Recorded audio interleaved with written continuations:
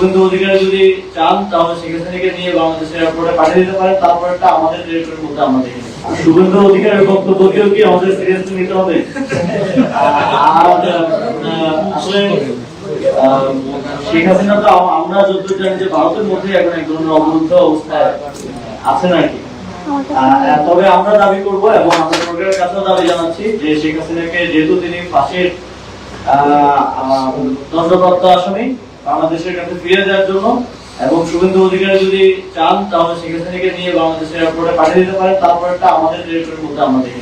মনে করছি যে এই অঞ্চলের মুসলমানরা তারা নিপীড়নের শিকার হচ্ছেন, তারা কমিউনাল ভায়োলেন্সের শিকার হচ্ছেন শুধুমাত্র ধর্মের পরিচয়ের কারণে।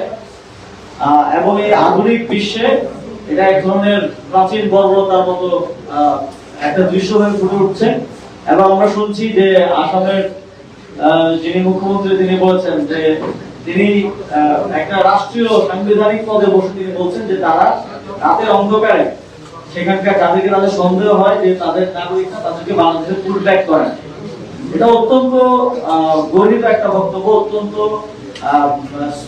অত্যন্ত সেন্সিটিভ একটা বক্তব্য। একজন যিনি দায়িত্বে বসে থেকে বলছেন যে তারা ইলিগালি পুলব্যাক করেন বাংলাদেশে, কিন্তু এটা নিয়ে আমরা দেখছি যে বাংলাদেশের সরকারের কোনো স্পষ্ট বক্তব্য কিন্তু আমরা পাই নাই। আমরা বাংলাদেশের বর্তমান সরকারের সময়টা খুব কম হলেও আমরা বারবার দেখছি কূটনৈতিক ক্ষেত্রে তারা অবস্থান নিতে ব্যর্থতার পরিচয় দিচ্ছেন।